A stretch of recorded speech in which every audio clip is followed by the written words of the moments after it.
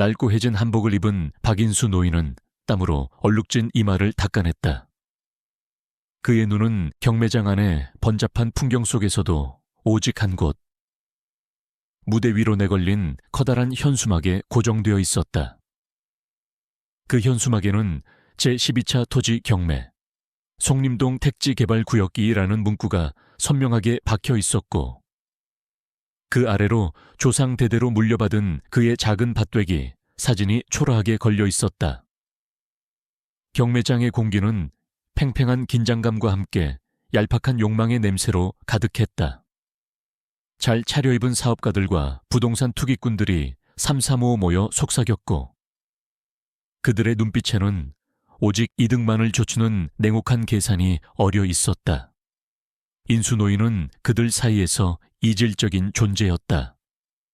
그의 손은 평생 흙을 만지며 굳은 살이 박였고, 등은 굽었지만 그의 눈빛만큼은 어느 누구보다 강렬하고 흔들림 없었다. 그것은 그의 삶의 전부이자 가족의 역사 그 자체인 땅을 지키려는 필사적인 의지의 불꽃이었다. 자, 다음은 송림동 324번지, 총 11500평입니다. 최저 입찰가 30억 원부터 시작합니다. 경매사의 우렁찬 목소리가 쩌렁쩌렁 울렸다. 그 순간 인수 노인의 심장이 불안하게 요동쳤다. 30억 원. 그에게는 상상조차 할 수 없는 액수였다.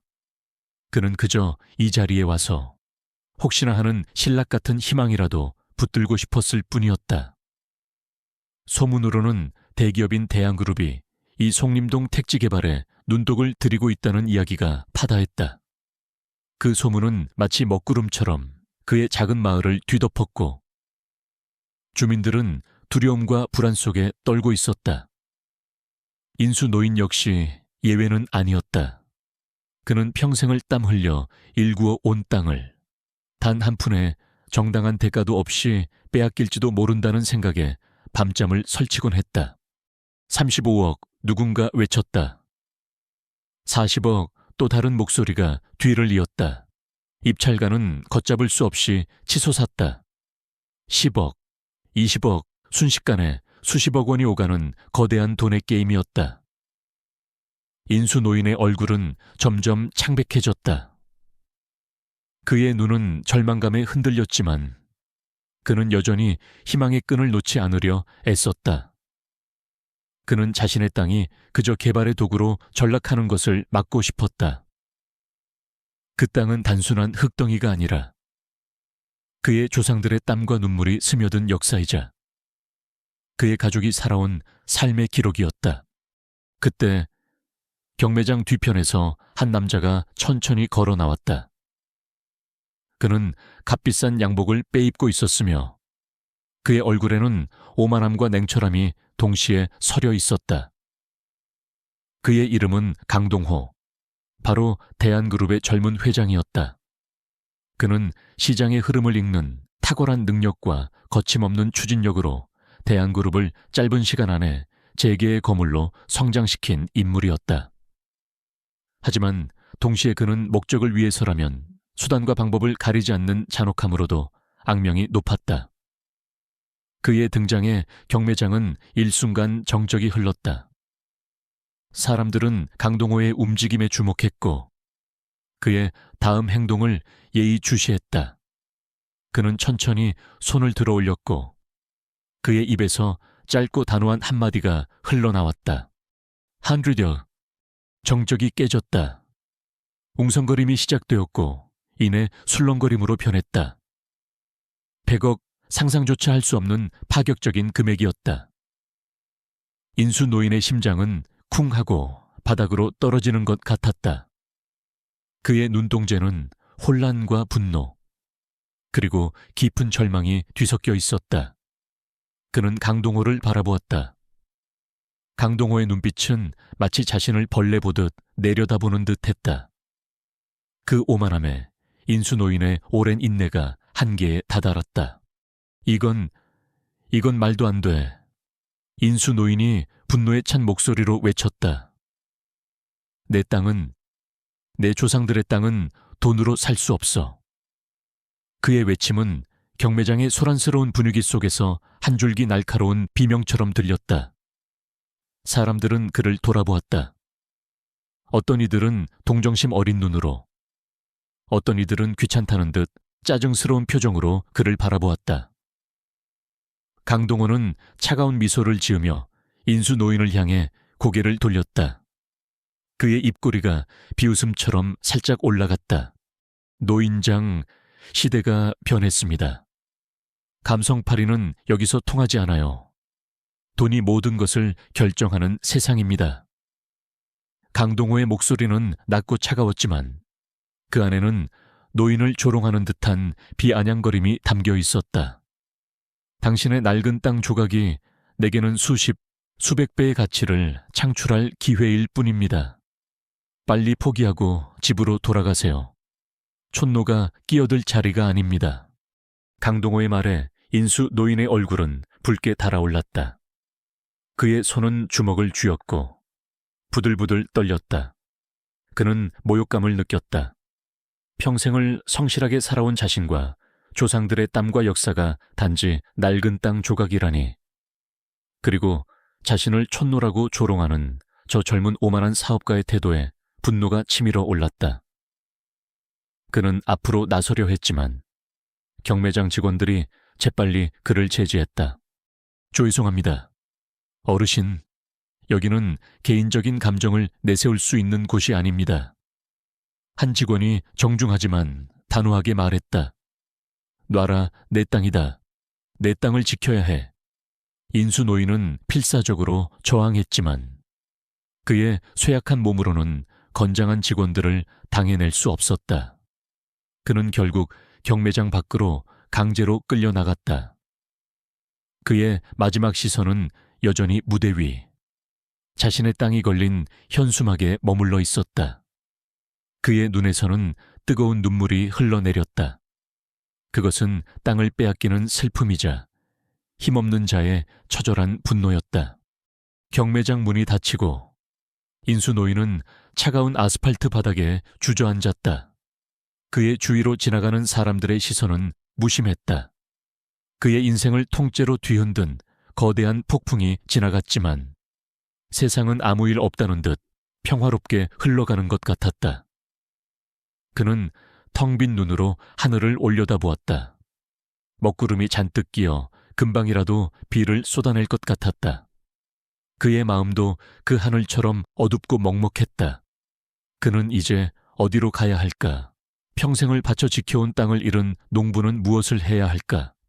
그의 가슴 속에는 강동호에 대한 깊은 증오와 함께 이 거대한 불의에 맞서 싸워야 한다는 뜨거운 다짐이 싹트고 있었다.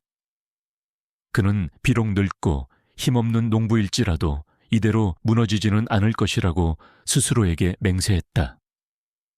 언젠가 반드시 이 모든 것을 되찾고 말겠다는 결의가 그의 지친 심장을 다시 뛰게 했다. 그의 눈빛은 비록 눈물로 흐려졌지만 그 속에는 새로운 결심의 불꽃이 이글거리고 있었다. 차가운 아스팔트 바닥에 주저앉아 한참을 흐느끼던 박인수 노인은 간신히 몸을 일으켰다.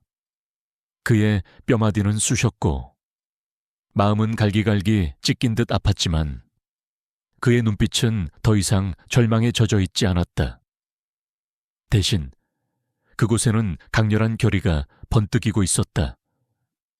그는 강동호의 오만함과 대한그룹의 무자비함에 그대로 주저앉아 있을 수 없었다. 평생을 성실하게 살아온 자신과 그의 조상들의 땀과 노력이 깃든 땅을 그렇게 허무하게 잃을 수는 없었다. 그는 싸워야 했다.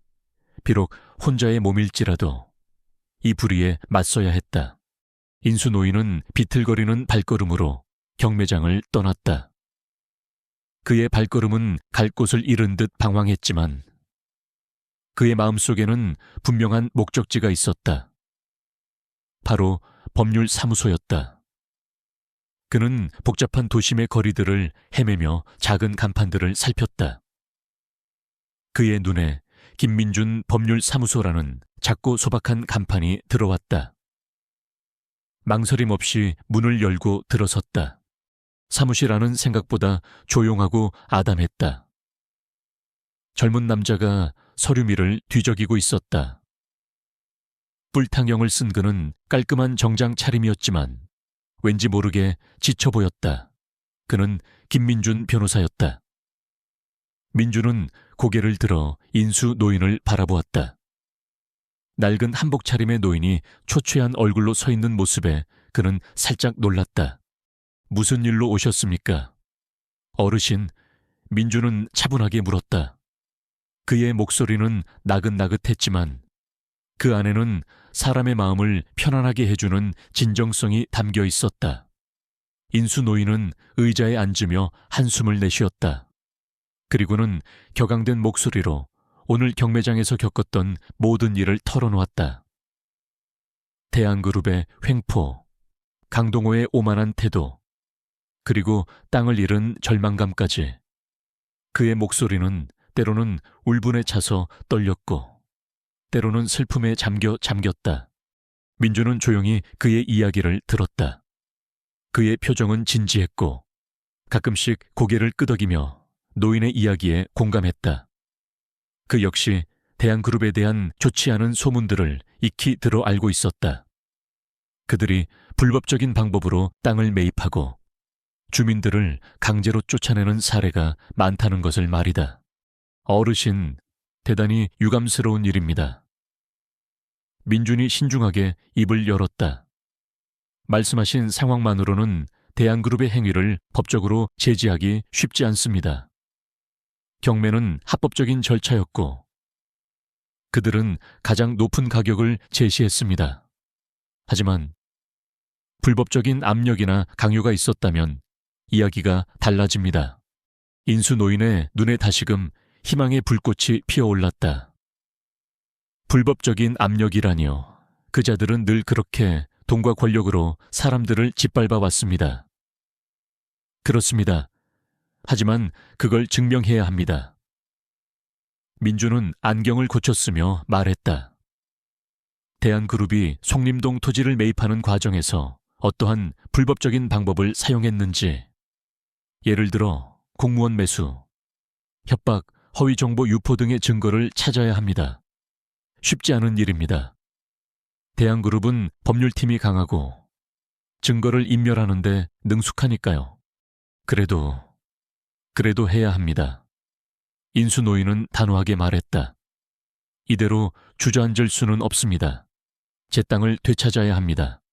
아니, 저들의 불의를 세상에 알려야 합니다.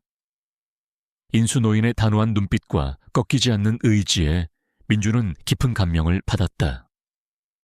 그는 젊은 변호사로서 거대 기업의 불의에 맞서 싸우는 것을 늘 꿈꿔왔지만 현실의 벽은 높았다.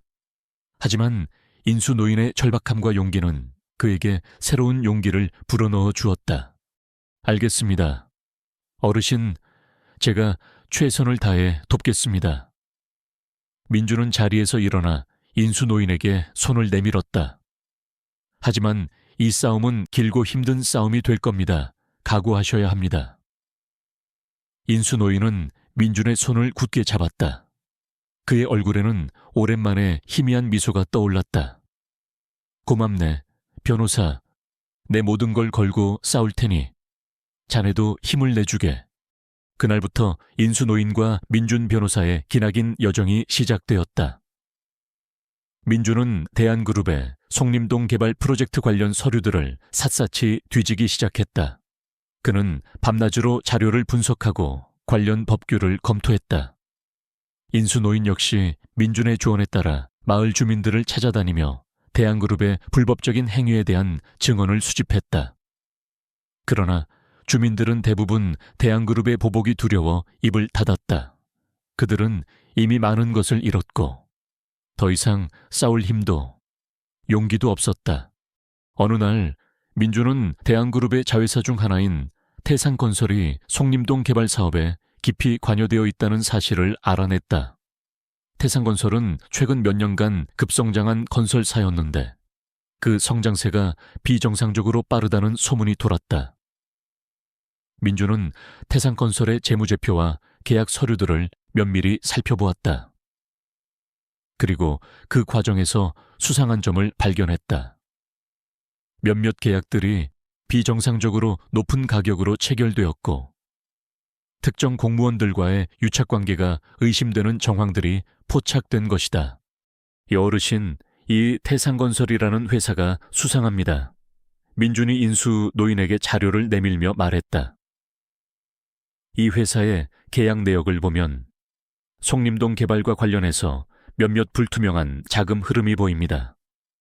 특히 송림동 개발 인허가 과정에서 담당 공무원에게 거액의 로비 자금이 흘러들어간 정황이 있습니다.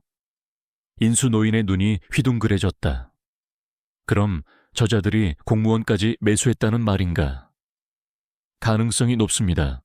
하지만 이것만으로는 결정적인 증거가 될 수 없습니다. 더 구체적인 증거가 필요합니다. 태산건설 내부 관계자나 혹은 그 로비에 연루된 공무원의 증언이 있다면 가장 좋겠지요. 민주는 깊은 한숨을 내쉬었다. 이런 거대 기업의 비리를 파헤치는 것은 마치 거대한 바위에 계란을 던지는 것과 같았다. 인수 노인은 며칠 밤낮으로 잠을 이루지 못했다. 그는 민준이 말한 내부 관계자나 공무원이라는 단어에 꽂혀 있었다. 과연 누가 그들의 약점을 쥐고 있을까? 그는 다시 마을 주민들을 찾아다녔다. 이번에는 땅 문제가 아니라 태산건설과 공무원들의 관계에 대해 조심스럽게 물었다. 대부분의 주민들은 고개를 저었지만 한 노파가 조심스럽게 입을 열었다. 아이고, 그 태산건설 말이지. 몇 년 전부터 이상한 짓을 많이 했어. 특히 이장님하고 어울려 다니는 걸 많이 봤지. 이장님이 원래 그렇게 돈 많은 사람이 아니었는데 어느 날부터 갑자기 비싼 차를 몰고 다니고 집도 새로 짓고 이상했지. 인수 노인의 머릿속에서 번개처럼 스쳐 지나가는 생각이 있었다. 이장. 그는 송림동 개발 과정에서 주민들의 동의를 얻는데 가장 적극적이었던 인물이었다. 그가 태산건설과 연루되어 있을 가능성은 충분했다. 인수 노인은 노파의 말을 듣고 즉시 민준에게 달려갔다. 민준은 이장의 행적을 조사하기 시작했다. 그리고 놀라운 사실을 발견했다. 이장은 송림동 개발 부지 내에 위치한 자신의 땅을 대한그룹의 시세보다 훨씬 높은 가격으로 팔았을 뿐만 아니라 개발 인허가 과정에서 편의를 봐주는 대가로 태산건설로부터 거액의 컨설팅 비용을 받았다는 증거를 찾아낸 것이다. 이것은 명백한 배임이자 뇌물수수에 해당하는 중대한 범죄였다. 어르신, 결정적인 증거를 찾은 것 같습니다. 민준이 흥분된 목소리로 말했다. 이 이장의 거래 내역과 태산건설의 자금 흐름을 연결하면 대한그룹이 불법적인 방법으로 인허가를 받아냈다는 것을 증명할 수 있습니다. 인수 노인의 얼굴에는 오랜만에 환한 미소가 떠올랐다. 그의 눈에는 이글거리는 불꽃이 다시 피어올랐다. 이것은 시작에 불과했지만 거대한 대한그룹의 심장을 겨눌 수 있는 첫 번째 칼날이었다. 그는 이제 더 이상 낡은 옷을 입은 초라한 농부가 아니었다. 그는 자신의 땅과 정의를 위해 싸우는 용감한 전사였다. 그리고 그의 옆에는 믿음직한 젊은 변호사가 함께 서 있었다. 그들은 이제 대한그룹이라는 거대한 괴물에게 도전장을 내밀 준비를 하고 있었다. 김민준 변호사의 사무실은 늦은 밤에도 불이 환히 켜져 있었다. 민준은 책상 가득 쌓인 서류들 사이에서 이장과 태산건설, 그리고 대한그룹의 수상한 자금 흐름을 연결하는 마지막 퍼즐 조각을 찾기 위해 고군분투하고 있었다. 그의 얼굴에는 피곤함이 역력했지만 그의 눈빛은 날카롭게 빛나고 있었다. 박인수 노인이 가져다 준 이장의 계좌 내역과 태산건설의 컨설팅 계약서들을 꼼꼼히 대조하며 민주는 마침내 그들이 오랫동안 숨겨왔던 검은 거래의 실체를 파악할 수 있었다. 이건 명백한 뇌물, 수수이자 배임입니다. 민주는 혼잣말처럼 중얼거렸다. 이장은 송림동 개발 인허가 과정에서 대한그룹에 편의를 제공하는 대가로 태상건설로부터 막대한 금액을 받은 것이 확실했다. 그 돈은 컨설팅 비용이라는 명목으로 위장되어 있었지만 실제로는 송림동 주민들의 땅을 빼앗기 위한 불법적인 대가였다. 이 증거만으로도 대한그룹이 불법적인 수단을 동원해 개발 사업을 추진했다는 것을 입증할 수 있었다. 다음 날 아침 일찍 민주는 인수노인에게 이 소식을 전했다. 인수노인의 얼굴에는 오랜만에 활짝 웃음꽃이 피었다. 정말인가? 변호사, 드디어 저 악당들의 꼬리가 잡혔단 말이지. 그의 목소리에는 기쁨과 함께 억눌렸던 분노가 다시금 솟구치는 듯했다. 그렇습니다. 어르신, 이제 이걸 가지고 검찰에 고발할 수 있습니다. 하지만 대한그룹은 쉽게 물러서지 않을 겁니다. 오히려 더 강력한 방역을 해올 수도 있습니다. 민주는 신중하게 말했다. 그는 대한그룹의 막강한 힘과 강동호 회장의 잔혹함을 누구보다 잘 알고 있었다. 그들은 자신들의 이익을 위해서라면 어떤 수단과 방법도 가리지 않을 것이었다. 민준의 예상은 틀리지 않았다. 인수노인과 민준이 검찰에 고발장을 접수했다는 소식이 전해지자마자 대한그룹은 즉각적인 반응을 보였다. 언론을 통해 민준 변호사와 인수노인을 악의적인 허위사실 유포자로 매도하는 보도자료를 뿌렸고 민준의 사무실과 인수노인의 집에는 정체불명의 협박 전화가 빗발치기 시작했다. 그들은 자신들의 막강한 언론 플레이와 조직적인 압력으로 사건을 덮으려 했다. 어느 날 저녁, 민주는 사무실 문을 나서다 정체불명의 남자들에게 둘러싸였다. 그들은 아무 말 없이 민준을 골목길로 끌고 가 무자비하게 폭행했다. 다시는 대한그룹 일에 끼어들지 마라. 내 놈 목숨이 아깝지 않다면. 그들의 목소리는 차갑고 위협적이었다. 민주는 온몸이 쑤시는 고통 속에서도 정신을 잃지 않으려 애썼다. 그는 깨달았다. 대한그룹이 단순한 기업 비리를 넘어 폭력까지 서슴지 않는 범죄 집단과 같다는 것을 말이다. 피투성이가 된 채 간신히 집으로 돌아온 민주는 깊은 고민에 빠졌다. 그는 이 싸움이 생각보다 훨씬 더 위험하다는 것을 직감했다. 자신의 목숨은 물론 인수노인의 안전까지 위협받을 수 있는 상황이었다. 그는 과연 이 거대한 괴물과 끝까지 맞서 싸울 수 있을까? 잠시 그의 마음속에 두려움이 스쳐 지나갔다. 그러나 곧 그는 고개를 가로저었다. 포기할 수는 없었다. 인수노인의 간절한 눈빛과 정의를 향한 자신의 열정은 그에게 포기할 수 없는 이유를 부여했다. 그는 밤새도록 대한그룹의 강동호 회장에 대해 다시 조사하기 시작했다.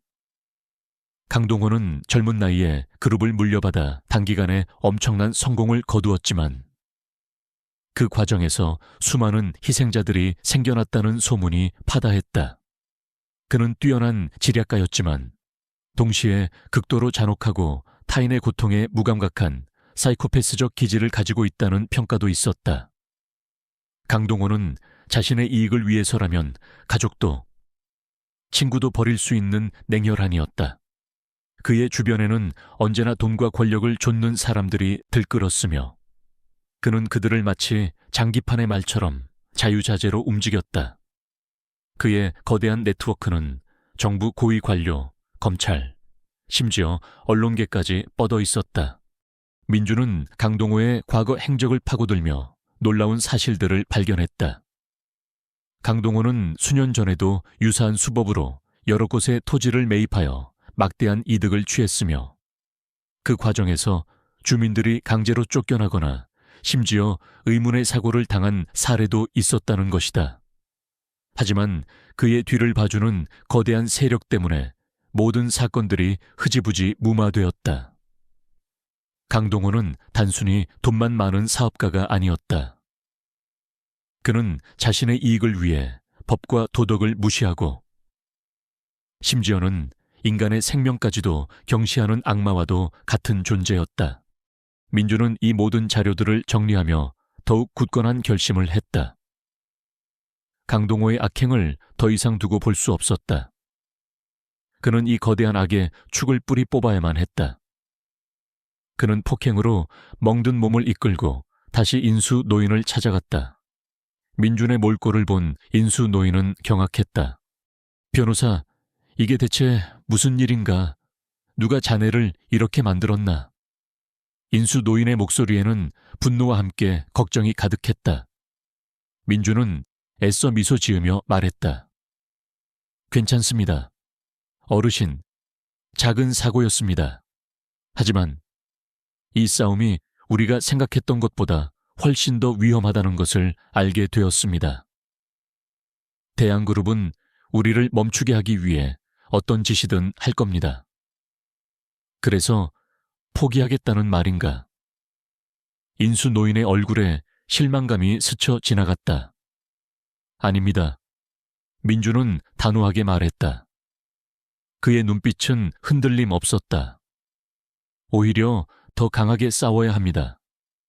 저들은 우리를 두려워하고 있습니다. 그래서 이런 비겁한 짓을 하는 겁니다.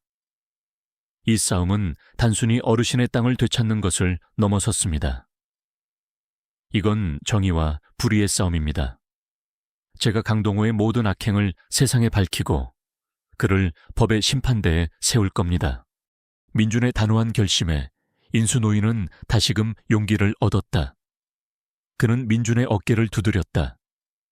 고맙네, 변호사. 내 마지막 남은 힘까지 다해 자네를 도울 걸세. 저 악마 같은 놈을 이대로 둘 수는 없어. 그들은 다시 한번 의지를 다졌다. 이제 그들은 단순한 변호사와 의뢰인이 아니었다. 그들은 거대한 악에 맞서는 동지이자 정의를 위해 싸우는 용감한 전사들이었다. 그들은 대한그룹의 어둠을 걷어내고 그들의 악행을 세상에 폭로하기 위한 치밀한 계획을 세우기 시작했다. 강동호가 아무리 거대한 힘을 가지고 있다 한들 그들의 용기와 집념 앞에서는 결국 무릎을 꿇게 될 것이라고 그들은 믿었다. 그들의 앞에는 여전히 험난한 길만이 놓여 있었지만 그들은 서로에게 의지하며 나아갈 준비가 되어 있었다. 김민준 변호사와 박인수 노인은 대한그룹의 비리를 파헤치기 위한 치밀한 계획을 세웠다. 그들은 이장과 태산건설 사이의 뇌물거래 증거를 바탕으로 강동호 회장의 핵심 측근들을 하나씩 흔들기로 결정했다. 하지만 그들의 힘만으로는 역부족이라는 것을 잘 알고 있었다. 그들에게는 외부의 도움이 절실했다. 그것도 강동호의 손길이 닿지 않는 강력한 영향력을 가진 인물의 도움이 필요했다. 민주는 밤낮으로 고민했다. 누가 이 싸움에서 그들에게 도움을 줄 수 있을까?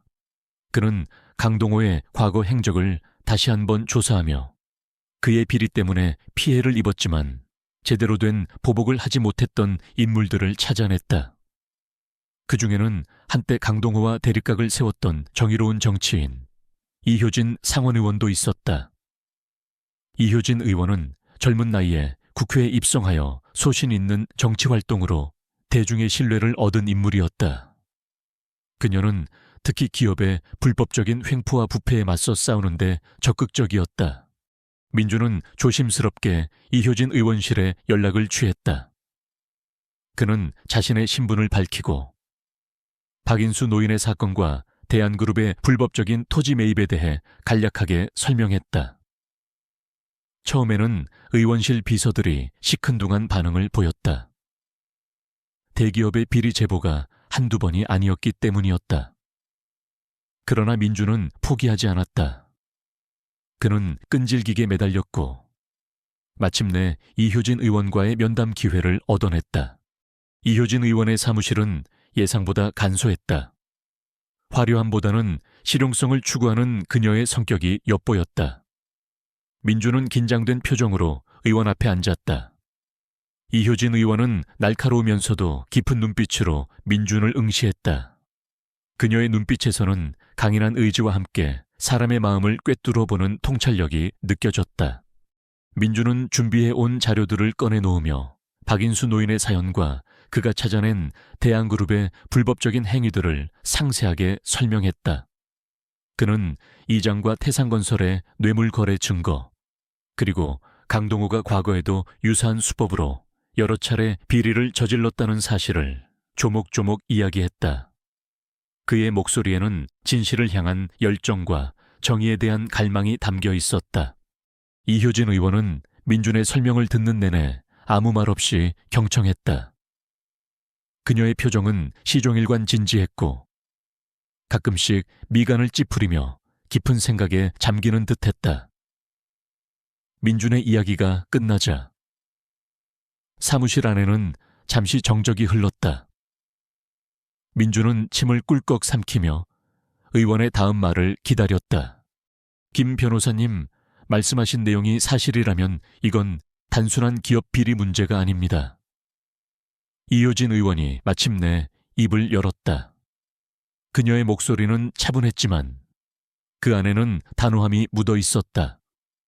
이것은 조직적인 부패이자 법치를 농락하는 행위입니다. 대한그룹이 그동안 얼마나 많은 불법을 저질러 왔는지, 그리고 그 뒤에 어떤 거대한 세력이 숨어 있는지 알 수 있는 중요한 단서가 될 수 있습니다. 이효진 의원은 자리에서 일어나 창밖을 응시했다. 그녀의 등에서는 왠지 모를 고독함이 느껴졌다. 강동호. 그자는 오래전부터 눈여겨보던 인물이었습니다.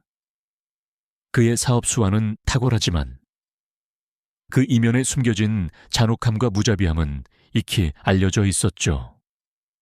하지만 워낙 교묘하게 법망을 피해가서 직접적인 증거를 잡기 어려웠습니다.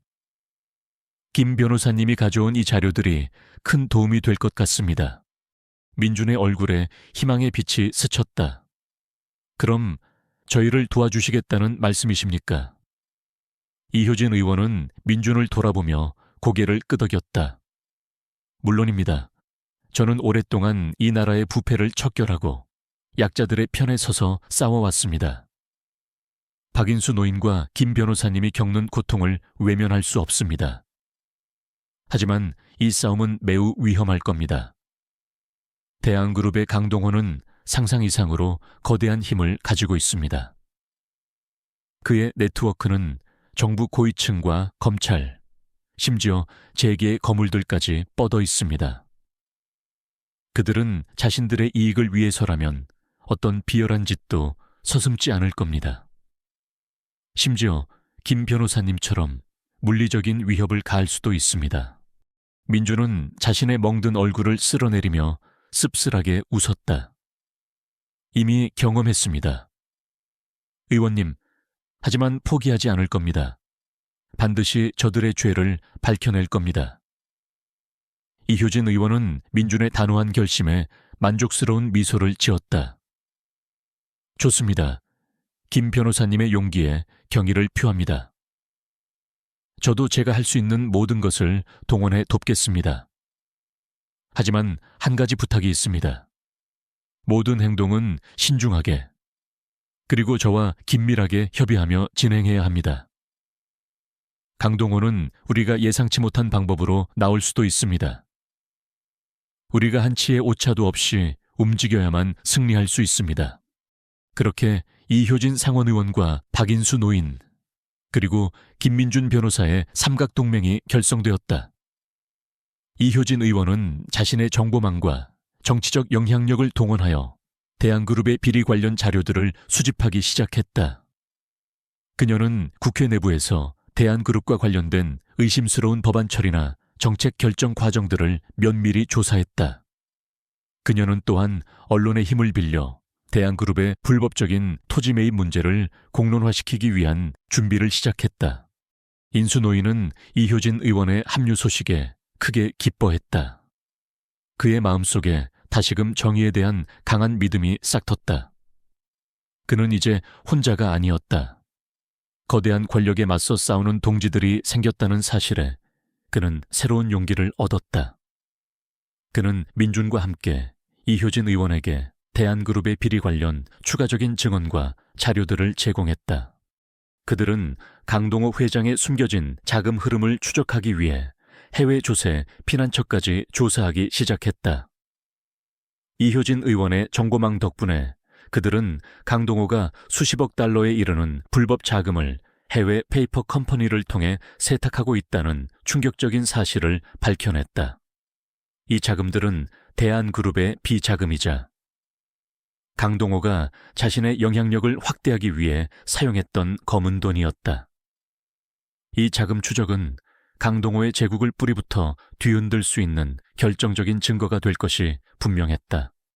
이효진 의원은 이 모든 자료들을 철저히 분석하며 대한그룹의 불법 행위와 강동호 회장의 비자금 조성에 대한 국정조사를 추진할 계획을 세웠다. 그녀는 국회에서 대한그룹의 비리를 공개적으로 비판하고 관련자들을 불러 청문회를 열어 진실을 밝혀낼 준비를 하고 있었다. 하지만 그녀 역시 이 싸움이 쉽지 않을 것이라는 것을 잘 알고 있었다. 강동호는 자신의 제국을 지키기 위해 모든 수단을 동원할 것이며 그녀에게도 예상치 못한 공격이 들어올 수 있었다. 하지만 그녀는 결코 물러서지 않을 것이었다. 정의를 향한 그녀의 신념은 그 어떤 위협보다 강했기 때문이었다. 이효진 상원의원의 합류는 대한그룹에게 예상치 못한 치명적인 일격이었다. 강동호 회장은 처음에는 상원의원의 움직임을 단순한 정치적 쇼라고 치부했지만 이효진 의원이 국회에서 대한그룹의 불법적인 토지 매입과 비자금 조성에 대한 공식적인 조사 착수를 발표하자 그는 더 이상 여유를 부릴 수 없음을 깨달았다. 그의 거대한 제국이 뿌리부터 흔들릴 위기에 처한 것이다. 강동호는 즉시 자신의 모든 역량을 동원하여 방역에 나섰다. 그는 주요 언론사들을 움직여 이효진 의원의 과거 약점을 들춰내고 그녀를 선동적인 정치인으로 매도하는 기사들을 쏟아냈다. 또한 민준 변호사와 박인수 노인에 대한 인신공격과 협박의 수위를 높였다.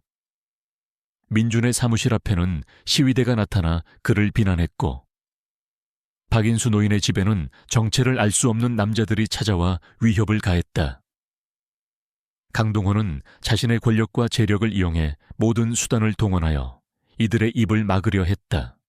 하지만 이효진 의원은 강동호의 공격에 흔들리지 않았다.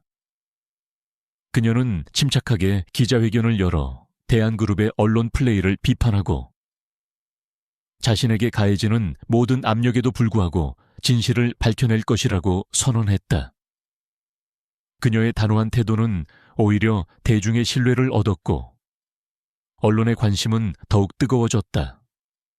사람들은 점차 대한그룹의 실체에 대해 의문을 품기 시작했다. 이효진 의원은 국회 청문회를 강행하기로 결정했다. 그녀는 국회 경제청문회 위원장 자격으로 강동호 회장을 증인으로 소환하고 대한그룹의 주요 임원들과 송림동 개발 관련 공무원들까지 모두 청문회에 세울 계획을 발표했다.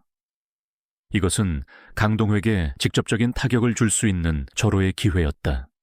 청문회 당일 국회는 취재진과 시민들로 발 디딜 틈 없이 북적였다. TV 생중계를 통해 전국으로 송출되는 이 청문회는 이미 국민적인 관심사로 떠올랐다.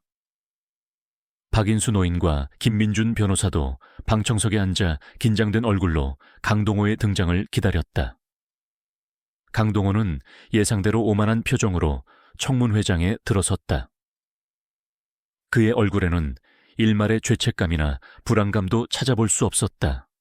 마치 이 모든 상황이 자신과는 상관없다는 듯 냉철하고 여유로운 모습이었다. 강동호 회장님, 증인 선서를 해주십시오. 이효진 의원의 차분하지만 위험 있는 목소리가 청문회장을 가득 채웠다. 강동호는 가볍게 고개를 끄덕이며 선서문을 읽었다. 그의 눈빛은 여전히 오만함으로 가득했다. 청문회는 시작부터 팽팽한 신경전이 펼쳐졌다. 이효진 의원은 준비된 자료들을 바탕으로 송림동 토지 매입 과정에서의 불법적인 로비와 뇌물 수수 의혹을 조목조목 지적했다. 그녀는 이장과의 수상한 거래 내역, 태산건설의 비정상적인 자금 흐름, 그리고 해외 조세 피난처를 통한 비자금 조성 의혹까지 낱낱이 파헤쳤다. 그녀의 질문은 날카로웠고 모든 질문에는 명백한 증거가 뒷받침되었다. 강동원은 처음에는 여유롭게 모든 의혹을 부인했다. 모든 것은 합법적인 절차에 따라 진행되었습니다. 컨설팅 비용은 정상적인 업무 처리였고 해외 자금은 기업의 합법적인 투자 활동의 일환입니다. 의원님의 주장은 근거 없는 비방에 불과합니다. 그는 노련한 사업가답게 능숙하게 답변을 회피하고 때로는 질문의 본질을 흐트러뜨리려 했다. 그의 답변은 교묘하게 사실을 비틀었고 마치 자신이 모든 것을 통제하고 있다는 듯한 자신감을 보였다. 하지만 이효진 의원은 포기하지 않았다. 그녀는 강동호의 답변을 끈질기게 파고들며 모순점을 지적했다. 회장님, 이 장의 계좌에서 태산건설 명의의 거액이 입금된 기록이 명백합니다. 이 자금의 출처를 명확히 밝혀주십시오. 또한 해외 페이퍼 컴퍼니를 통해 조성된 수십억 달러의 자금이 대체 어디에 사용되었는지, 그리고 그 자금들이 대한그룹의 재무제표에 왜 누락되어 있는지 설명해 주십시오. 강동호의 얼굴에서 여유로움이 사라지기 시작했다. 그의 미간에는 미세한 주름이 잡혔고 그의 눈동자는 불안하게 흔들렸다. 그는 헛기침을 하며 답변을 얼버무렸다. 그것은 기업의 영업 기밀에 해당하는 부분이라 자세히 말씀드리기는 어렵습니다. 또한 개인적인 투자 자금에 대한 내용은 답변할 의무가 없다고 생각합니다. 그때 민준 변호사가 이효진 의원에게 다가가 조심스럽게 한 장의 서류를 건넸다. 이효진 의원은 서류를 확인한 후 냉철한 목소리로 다시 질문을 던졌다. 회장님, 이 서류는 대한그룹의 전직 재무팀 직원이 제보한 자료입니다. 여기에는 회장님의 지시로 불법 비자금을 조성하고 이를 해외로 빼돌린 구체적인 지시 내용과 실행 기록이 담겨 있습니다. 이 직원은 현재 검찰의 신변 보호를 요청했으며 모든 진실을 증언할 준비가 되어 있다고 합니다. 이 자료에 대해 어떻게 설명하시겠습니까? 이효진 의원의 마지막 질문에 강동호의 얼굴은 순식간에 잿빛으로 변했다. 그의 눈동자는 공포와 분노로 가득 찼다. 그는 자리에서 벌떡 일어섰다. 이건 조작된 겁니다. 저를 모함하려는 비열한 음모입니다. 그의 목소리는 더 이상 여유롭지 않았다. 당황함과 불안감, 그리고 분노가 뒤섞여 있었다. 그는 자신의 뒤를 봐주던 거대한 세력마저도 막을 수 없는 결정적인 증거가 세상에 드러났다는 사실에 경악했다. 그의 제국이 한순간에 무너질 위기에 처한 것이다. 청문 회장은 술렁거렸다. 취재진의 카메라 플래시가 쉴 새 없이 터졌고 방청객들은 웅성거렸다. 강동원은 분노에 찬 눈으로 이효진 의원과 민준 변호사, 그리고 박인수 노인을 번갈아 노려보았다. 그의 눈빛은 마치 당장이라도 그들을 집어삼킬 듯한 맹수와 같았다.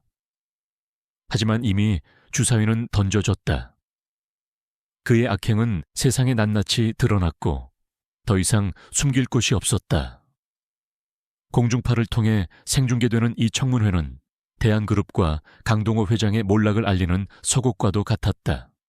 국회 청문회는 대한민국을 발칵 뒤집어 놓았다. 강동호 회장의 오만함과 이효진 상원의원의 날카로운 증거 제시가 극명하게 대비되면서 대한그룹의 비리와 강동호의 악행은 전국민적인 공분을 샀다. 강동호는 청문회장에서 억지로 변명하려 했지만 전 재무팀 직원의 결정적인 증언과 민준 변호사가 추가로 제출한 비자금 관련 해외 계좌 내역은 그를 더 이상 도망칠 수 없게 만들었다. 강동호는 결국 분을 이기지 못하고 청문회장을 박차고 나가는 추태를 보였다. 청문회가 끝난 후 여론은 들끓었다. 국민들은 강동호 회장과 대한그룹의 파렴치한 행태에 분노했고 검찰의 철저한 수사를 촉구하는 목소리가 높아졌다. 이효진 의원은 청문회 다음 날 대한그룹이 비리 척결을 위한 특별조사위원회 구성을 제안하며 검찰의 미온적인 태도를 강하게 비판했다.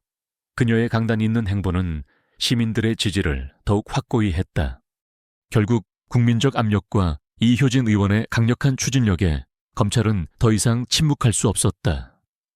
검찰은 대한그룹 비리 특별수사팀을 구성하고 강동호 회장을 비롯한 대한그룹 핵심 임원들에 대한 정역적인 수사에 착수했다. 강동호 회장은 출국 금지 조치되었고 대한그룹 본사와 관계사들에 대한 압수수색이 대대적으로 진행되었다. 압수수색 현장은 마치 전쟁터를 방불케 했다. 검찰 수사관들은 대한그룹 사무실에 들이닥쳐 수많은 서류와 컴퓨터 자료들을 확보했다. 강동호 회장은 어떻게든 증거를 인멸하려 했지만 이미 때가 늦었다.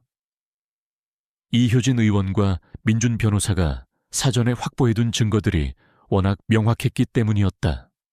특히 전 재무팀 직원의 증언은 대한그룹 내부의 비자금 조성 시스템과 강동호의 직접적인 지시를 상세하게 폭로하며 수사에 결정적인 단서를 제공했다. 수사가 진행될수록 대한그룹의 숨겨진 그림자들이 하나둘씩 드러났다. 정치권 로비, 언론 매수, 그리고 심지어 불법 사찰까지.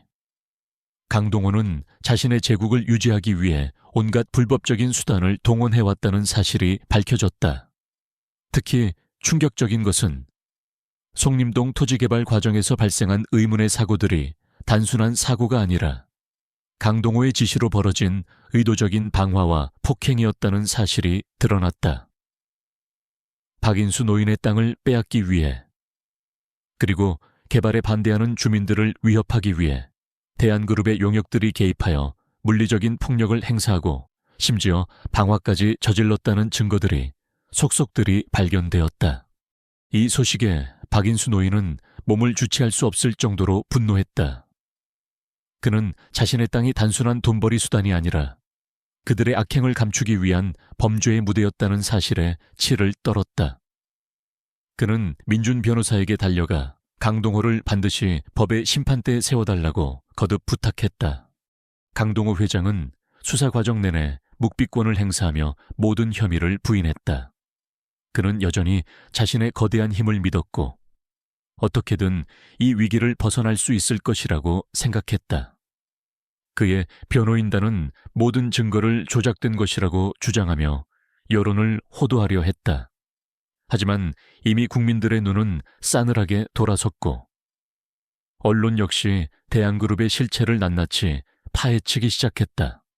결국 강동호 회장은 횡령, 배임, 뇌물공여, 그리고 심지어 특정경제범죄 가중처벌법 위반 혐의로 구속 기소되었다.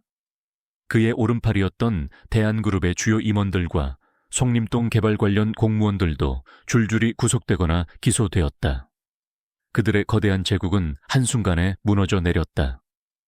강동호의 오만함과 탐욕이 그들 자신을 파멸로 이끈 것이다. 인수노인과 민준 변호사는 강동호가 구속되었다는 소식에 서로를 부둥켜 안고 감격의 눈물을 흘렸다. 길고 힘든 싸움이었다. 수많은 위협과 고난 속에서도 그들은 포기하지 않았고 결국 정의를 실현해냈다.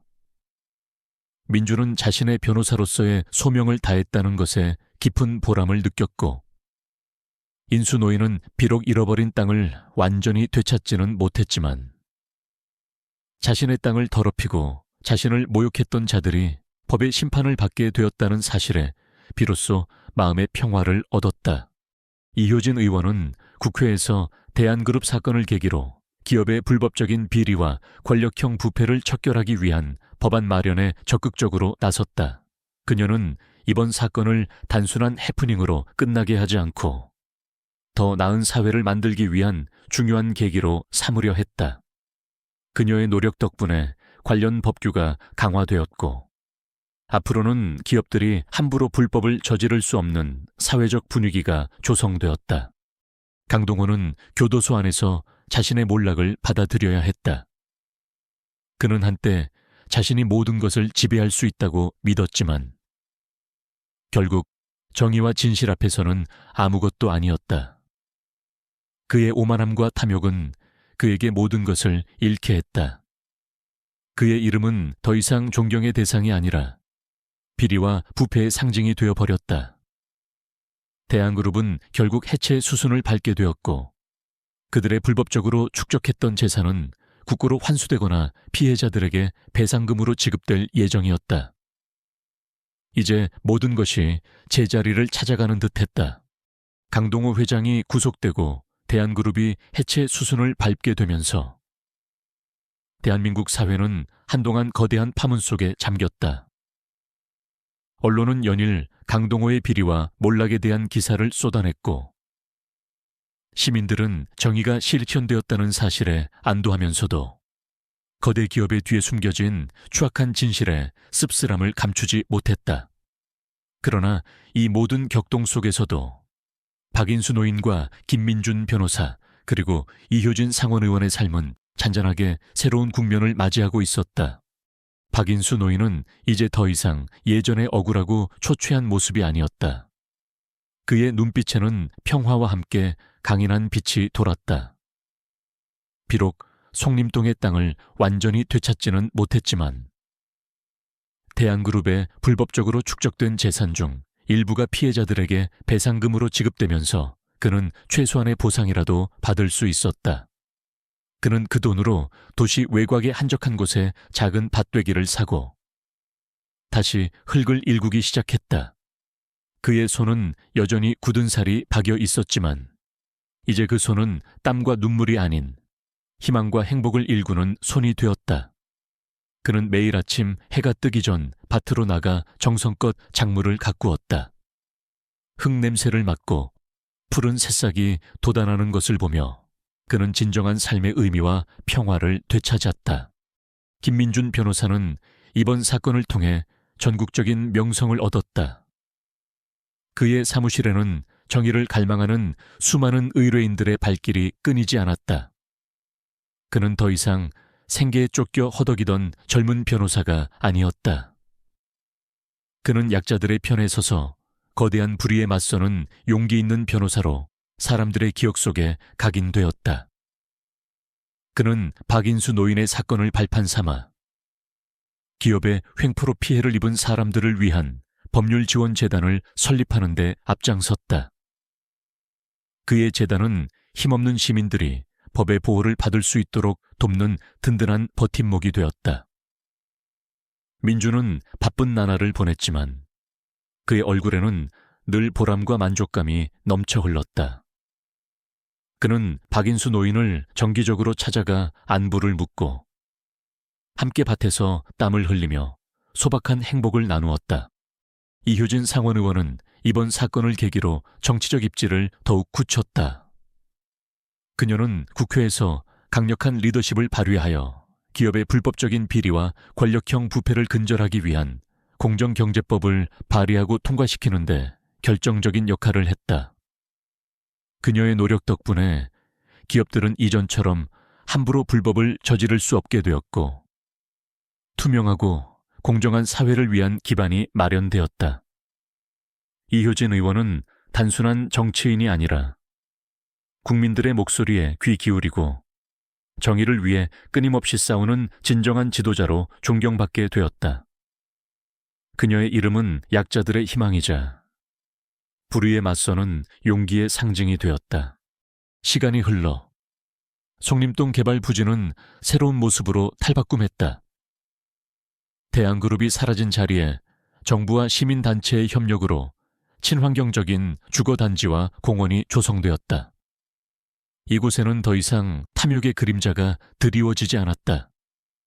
아이들이 마음껏 뛰놀고 주민들이 평화롭게 살아가는 진정한 의미의 공동체가 형성되었다. 박인수 노인이 그토록 지키려 했던 땅은 비록 그의 소유는 아니었지만 모두를 위한 공간으로 다시 태어남으로써 그의 희생과 노력이 헛되지 않았음을 증명했다. 강동호 회장은 교도소 안에서 자신의 지난 날을 후회하며 비참한 삶을 살았다. 그의 거만했던 미소는 사라진 지 오래였고 그의 눈빛은 더 이상 오만하지 않았다. 그는 자신의 탐욕과 잔혹함이 결국 자신을 파멸로 이끌었음을 깨달았다. 그는 한때 자신이 쌓아 올렸던 거대한 제국이 한순간에 허물어지는 것을 지켜보며 진정한 가치가 무엇인지 뒤늦게 깨달았다. 그러나 이미 너무 늦었다. 그의 삶은 오직 후회와 죄책감으로 가득 채워졌다. 박인수 노인은 어느 화창한 가을날 자신의 작은 밭에서 작물을 수확하고 있었다. 그의 얼굴에는 잔잔한 미소가 떠올랐다. 그는 지나온 세월의 고난과 아픔을 모두 겪어냈지만 결국 희망과 평화를 찾았다. 그의 삶은 한편의 드라마와도 같았다. 평범한 농부에 불과했던 그가 거대한 권력에 맞서 싸워 이기고 결국 정의를 실현해내는 과정은 많은 사람들에게 깊은 감동과 용기를 주었다. 그의 이야기는 앞으로도 오랫동안 사람들의 입에서 입으로 전해지며 이 세상에 진정한 용기와 신념이 얼마나 중요한지를 일깨워 줄 것이다.